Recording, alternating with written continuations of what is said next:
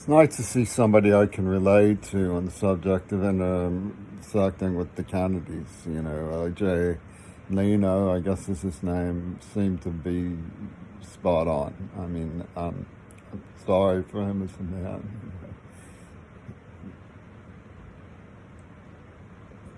Tragedy is cruel to some of us.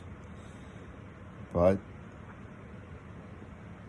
another topic that came up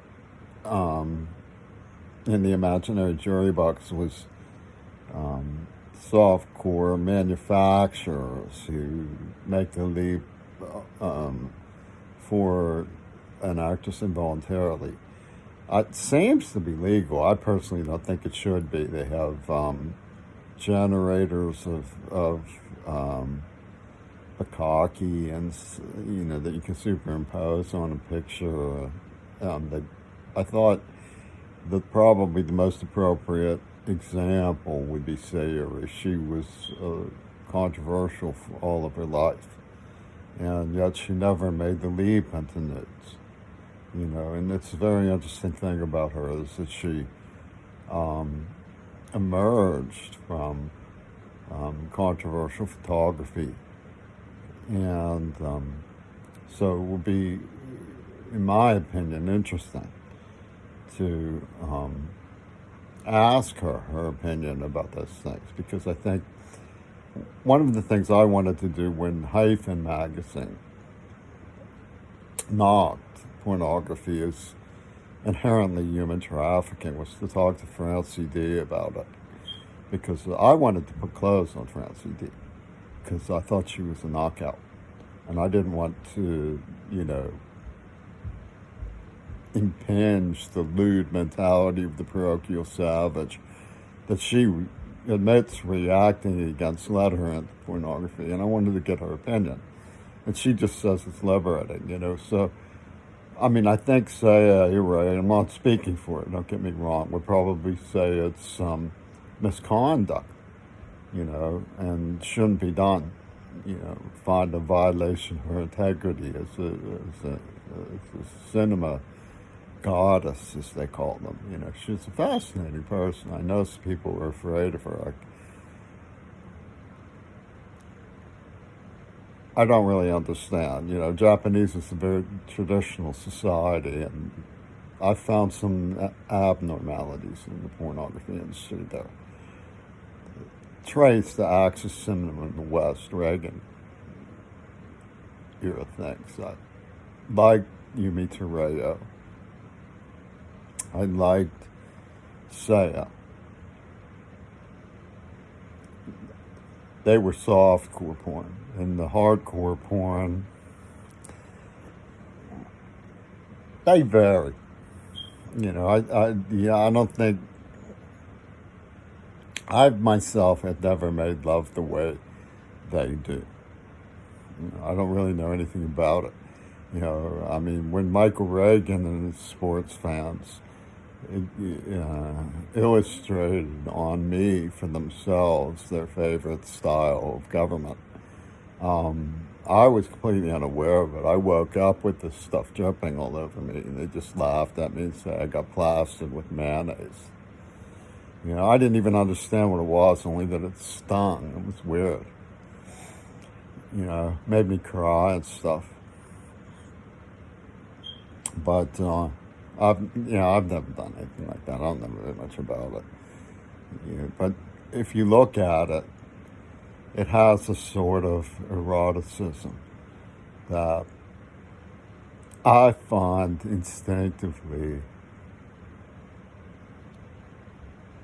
satisfies my need to have contact with women psychologically, but not physically anymore because of the circumstances that I'm in. I've been an object lesson in the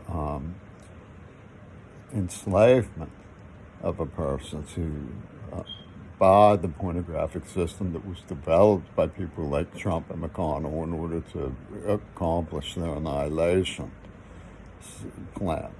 The Venus flytrap, the AIDS attack, which of course they've covered by saying, oh, he's lecherous.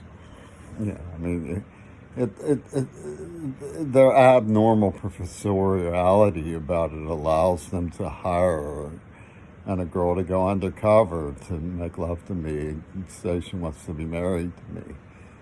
And what purpose does that serve? If I'm such a lech, I mean, shouldn't they be sitting down talking to me and telling me to grow up or something, But I was just in love with her. I mean, they didn't seem to have a case for the things that they were doing, I'm not in love with her anymore, for God's sakes. I mean, she put up the front so that AIDS wasn't investigated. Now we have COVID. I mean, it's the whole thing is patently ridiculous. My grandparents were dignified people. And I came to believe in the dignity of the West. And people had the right to their privacy. I didn't like being leaned on. I didn't lean on other people. You notice when women stopped coming on to me, I stopped having girlfriends. So, I mean, they were using me. I mean, Dee Dee used me. She was the girl, which they say was the defining line. I mean, it wasn't defining line. She was indoctrinated and wanted to do the whole thing. She was experienced. She didn't ask me for help. She was part of she was excited to know that a grand scheme of Hitler's revenge centered on her. It was a class project, So, the whole thing was a semiotic. It was like an eidetic bomb from the psychology of the War Department. I'm really not into it. I'm not into the idea that they were doing it to save the world or anything like that. They're trying to make this argument that JFK was a womanizer. So Jack Ruby, who had a pistol as a pimp, was saving the world by killing him, or helping. It's nonsensical. The issues that arise can be one of the reasons why I think it's sobering to discuss with someone like Francie D. The issues involved is that the fact that there are mature adult people in the world comes through when you talk to Francie. When you talk to someone like Sayre, I suspect the same thing is true. She looks after herself. She would be able to explain, give reasons, make comprehensive statements that could relate to the press, to the laws.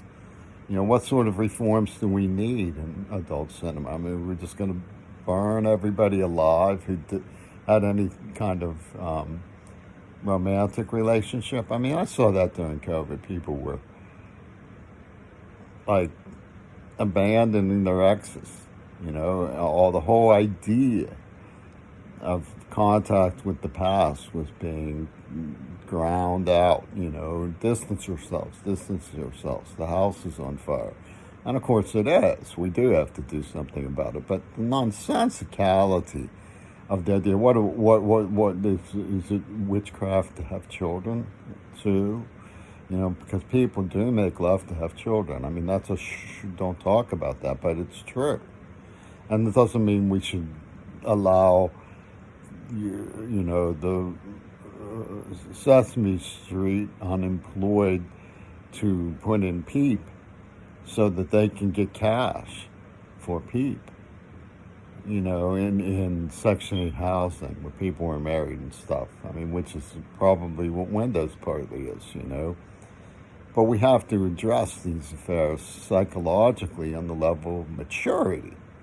And it's imbecile to say that some really weird, provocative, parochial fascist put a nerve agent in a person whose only therapy, they called it, is to get the biological wonders churning, to sort of flush out the nerve agent, to say that ha ha ha ha, woo woo at the showers. I mean, they're psychologically the most despicable people in the world. Lou and Greg Carl are so bizarre.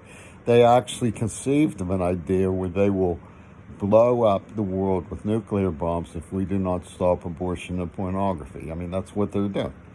And they call it the Green Party. I mean, Adolf Hitler as Jesus really doesn't, move me the way it did John Munn.